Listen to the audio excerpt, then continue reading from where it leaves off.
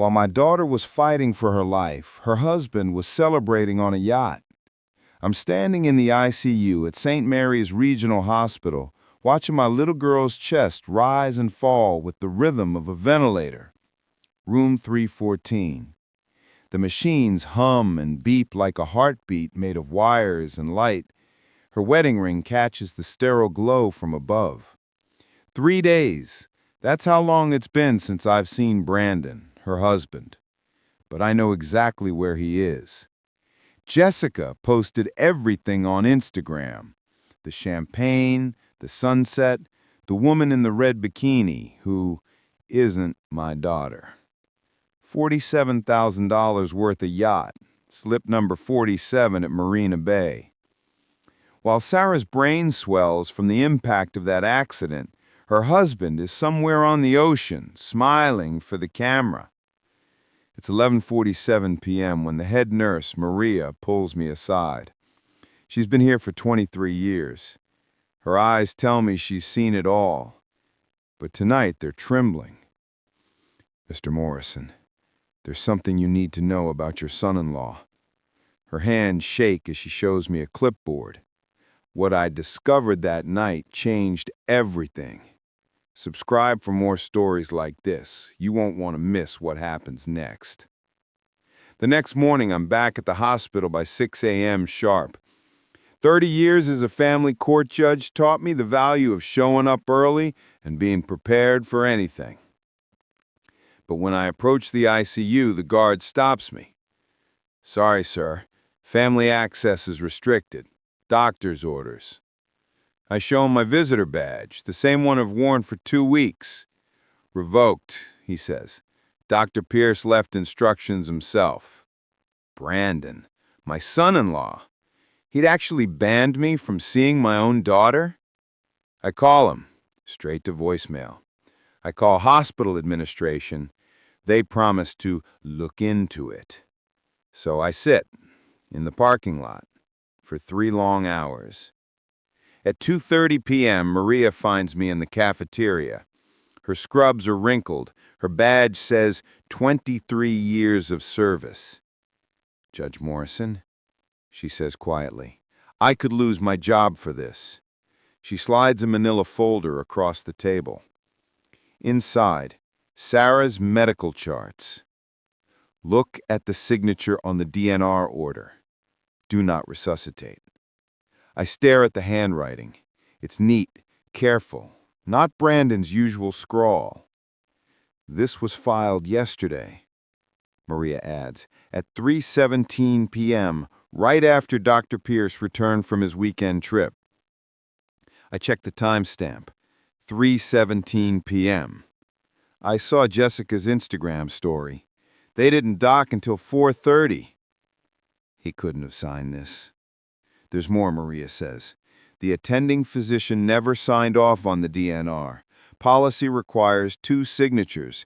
There's only 1. My throat goes dry. Forged documents. I've seen plenty in my courtroom, but not like this. Maria pulls out her phone and shows me a photo of the visitor log for room 314. 2 entries in 2 weeks. October 15th, 7:22 p.m. October 18th, 11:45 a.m. That's it. And then she says something that makes my blood run cold. The nurses are talking about the phone calls. What phone calls, I ask. To the insurance company. She leans closer. Dr. Pierce calls daily, asking about life insurance policies and death benefits. $2.3 million. That's the amount on Sarah's life insurance policy. I remember when she got it. Brandon insisted on the amount. We need to protect our future, he said. Maria checks her watch. I have to go, but Judge, there's something else. About your granddaughter. Emma, 6 years old. Sarah's everything. Dr. Pierce filed papers with Child Protective Services. He claims you're too old to care for her if something happens to Sarah.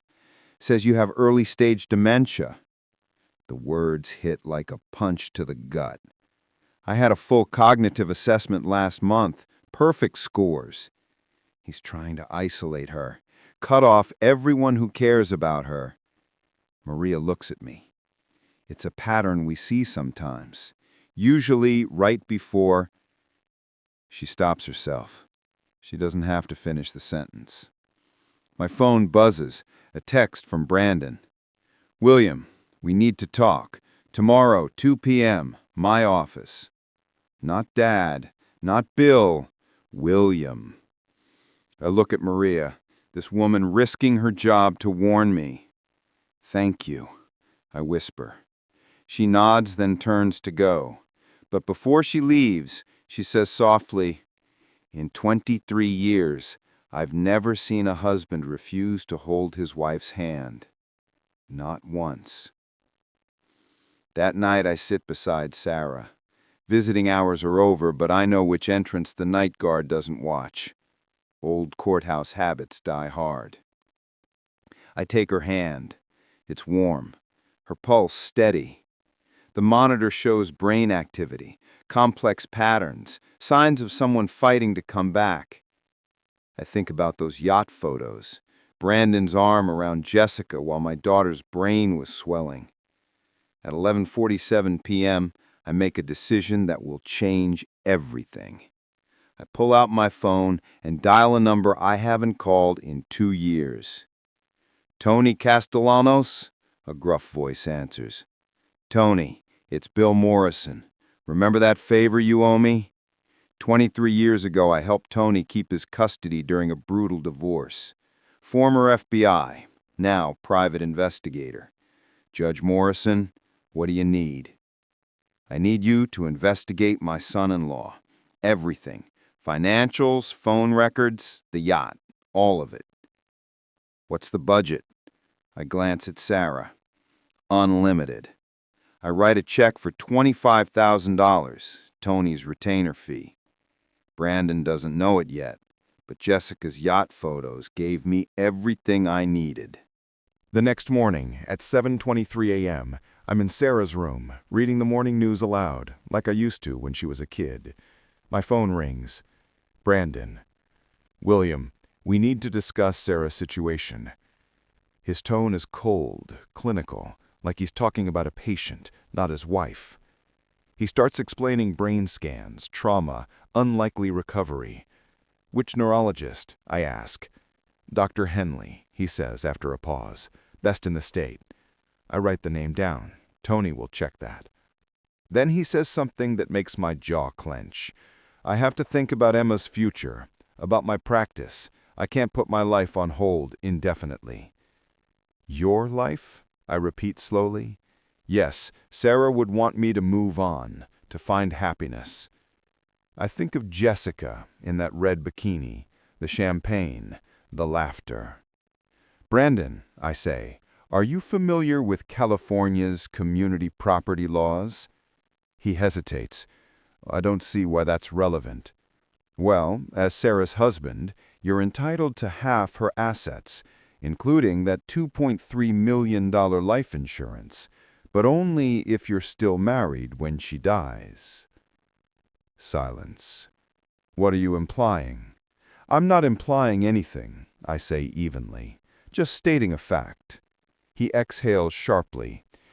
Sarah's brain dead, William. She's not coming back. The machines are keeping her alive.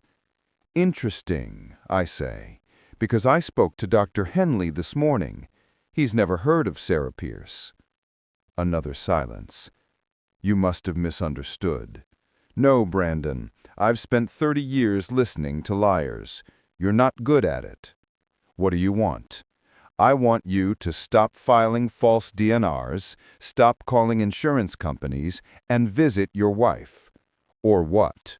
Or I'll make sure everyone knows what kind of husband you really are.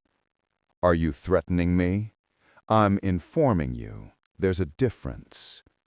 He laughs, low, mean. Listen carefully, old man. I'm a Harvard-trained surgeon. You're a washed-up small-town judge who can barely remember what day it is. Sarah's going to die, and when she does, I'll remarry. Emma will have a new mother." The words hit hard, but my voice stays calm. "Interesting choice of words," I say. "I'll remember that." Then he adds, "You're not welcome at this hospital anymore. Security has your photo. Step foot here again, and they'll call the police." Soft pause. Piano fades in.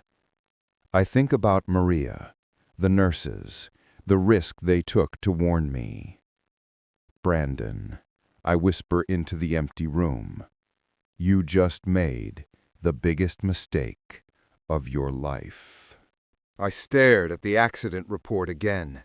The edges of the paper crumpled from my grip. Sarah's brakes didn't fail by chance. The report was precise, almost clinical in its detail. Whoever had tampered with the brake system had done it deliberately. My chest tightened. My daughter, my little girl, had been betrayed by the person she trusted most, her own husband, Brandon Pierce, 39. I leaned back in the hospital chair, staring at Sarah's peaceful face on the monitor. Her chest rose and fell steadily, but I knew the danger hadn't passed, not by a long shot. The nurse's words from last night echoed in my mind. "Judge Carter, he's not just negligent, he's calculating." I pulled out my phone and dialed Tony Castellanos again. The line clicked. "Tony, it's me. I need an update. Everything you can find on Brandon's financial activity and communications. Every scrap of evidence. Fast." "I'm on it," he said. "But you need to be careful. He's not just a crook. He's dangerous. The way he's hiding his tracks, he's been planning this for months, maybe longer." I didn't need reminding. I knew how meticulous he was. Harvard-trained surgeon, precise, disciplined, and utterly charming when he wanted to be. That combination made him lethal in more ways than one.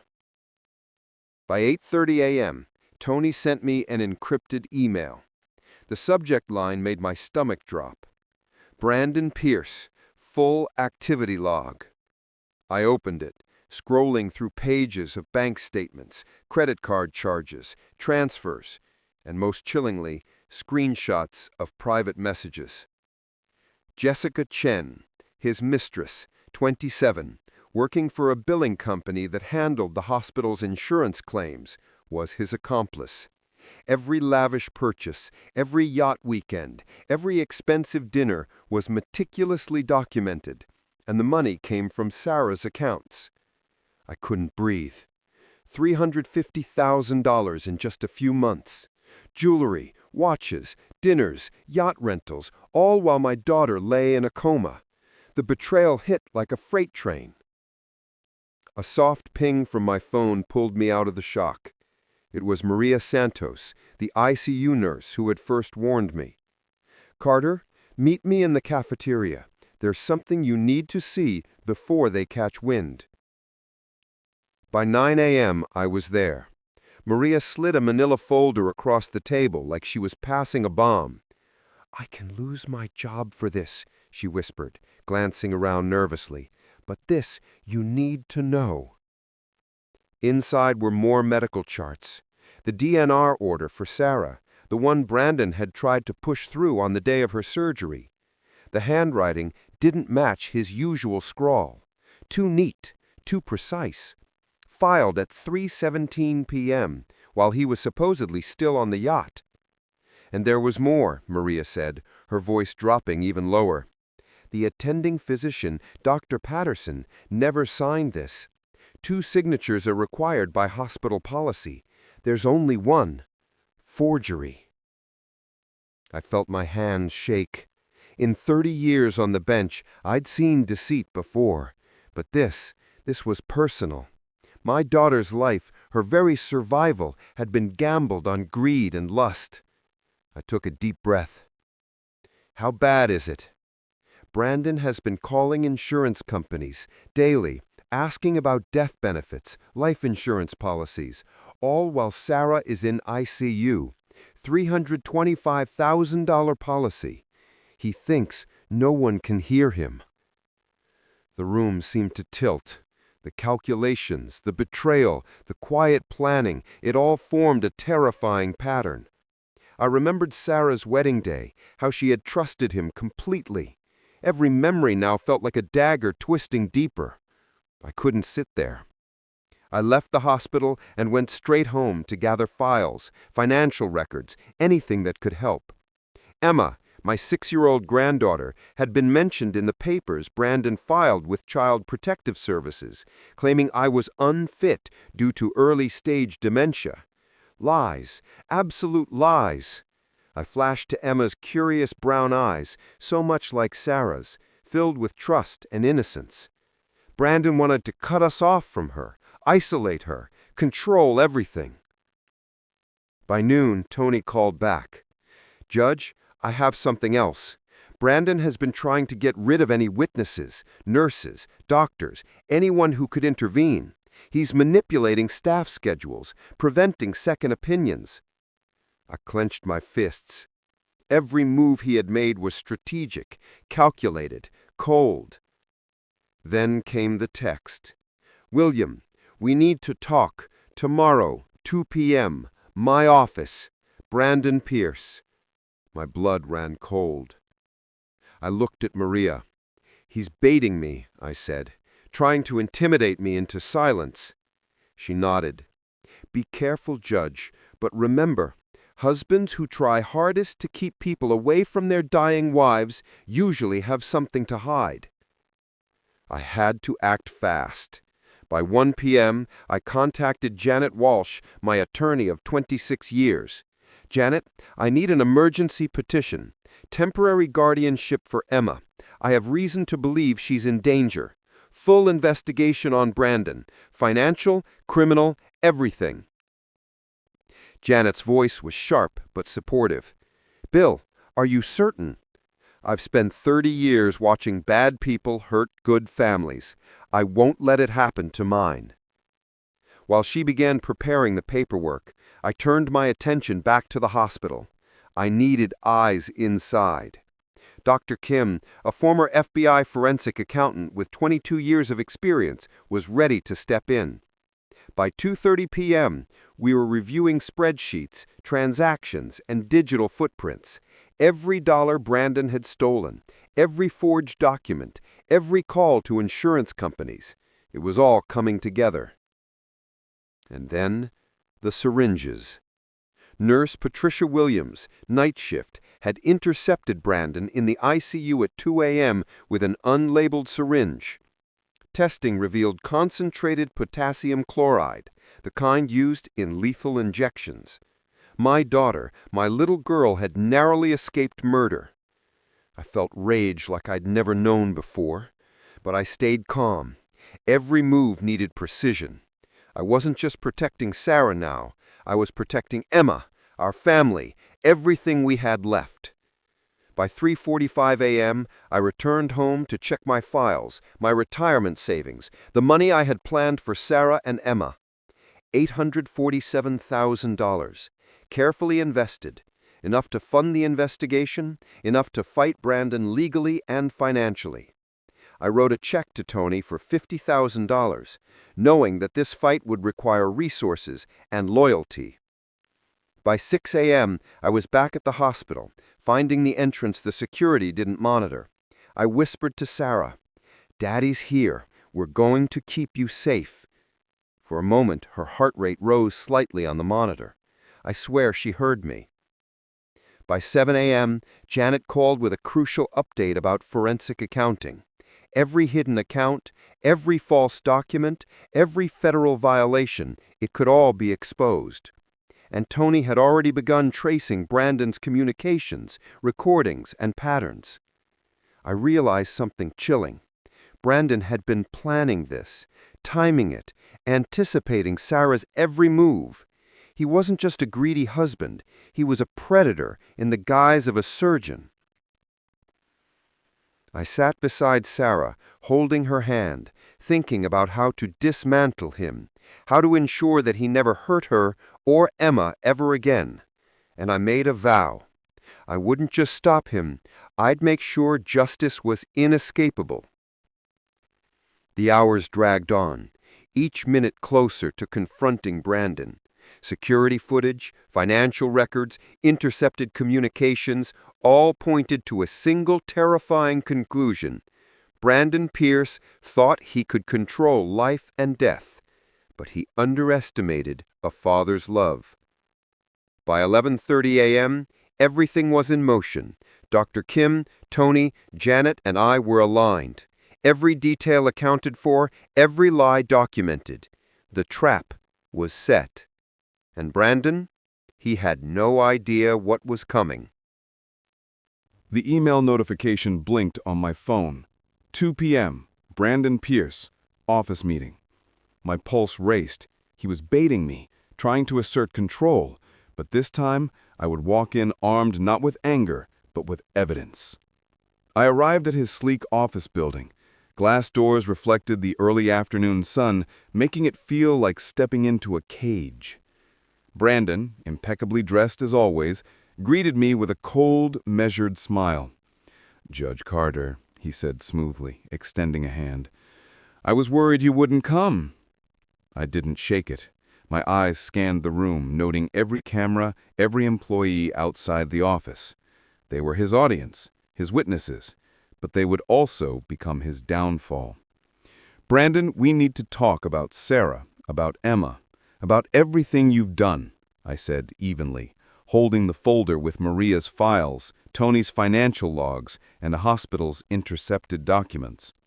Brandon's smile faltered for a fraction of a second, just long enough for me to notice. Then he laughed softly. "I don't know what you mean. Everything is fine. Sarah is safe. Emma is, well, with you, for now." "Don't play games," I said, placing the folder on the table. "I have every transfer you made, every insurance call, every forged signature, every attempt to harm my daughter and my granddaughter. Do you understand the severity of this?" Brandon's eyes hardened. "You think you can ruin me with paperwork?" He leaned back, casual, but there was a flash of panic beneath his calm exterior. "Do you really think anyone will believe a judge accusing a top surgeon?" "I don't need anyone to believe you," I said quietly. "I need you to stop, right now, because if you touch Sarah or Emma or try any more of your schemes, the federal authorities will handle it." I pulled out my phone and showed him video clips, security footage of him in the ICU with the syringe, screenshots of his insurance calls, and the financial trails Tony had traced. Brandon's face went pale, then a twitch, a micro-expression I'd seen thousands of times on the bench, guilt struggling against arrogance. You can't do this," he stammered, voice shaking, despite his effort to stay composed. I didn't mean for it to go that far. It was supposed to fix everything." I leaned forward. "Fix everything? Sarah nearly died. Emma's life is at risk, and all you cared about was money and control. But you forgot one thing." He blinked, confused. "Some things, love, family, they can't be bought. And some people, like me, will fight until the last second to protect them." I heard footsteps behind him. Dr. Kim, Tony, and Janet entered the office quietly, surrounding him. The net had closed. Brandon realized he was trapped. He tried to make a move, reach for his phone, but Dr. Kim calmly blocked him. Tony pressed a button on a small device. Lights blinked. Cameras were activated. Every corner, every detail of this confrontation was being recorded. Brandon slumped into his chair, defeated. You can't do this," he whispered, voice shaking. "Watch me," I said. "This ends today." Janet stepped forward holding court documents, temporary guardianship for Emma, restraining orders, and criminal filings for attempted murder, fraud, and conspiracy. She read the charges aloud. Brandon's face went from pale to ashen, sweat forming at his temples. "You're done," I said. "Every account you touched, every lie you told, every attempt to harm my family, it's all documented, and the authorities are already on their way." Brandon tried to protest, to twist the narrative, but the evidence was undeniable. His network of lies, meticulously built, had been dismantled in hours. Then came the call from the hospital. Sarah had woken up. Her eyes fluttered open as I held her hand through the glass partition. "Daddy?" she whispered, weakly. Tears blurred my vision. Emma would be safe. My daughter was alive, and Brandon Pierce, once untouchable, was finally exposed. By evening, police arrived to take him into custody. The mansion he thought was untouchable, the career he thought invincible, the life he thought he controlled, it all came crashing down. As I sat with Sarah and Emma that night, holding them close, I realized something profound.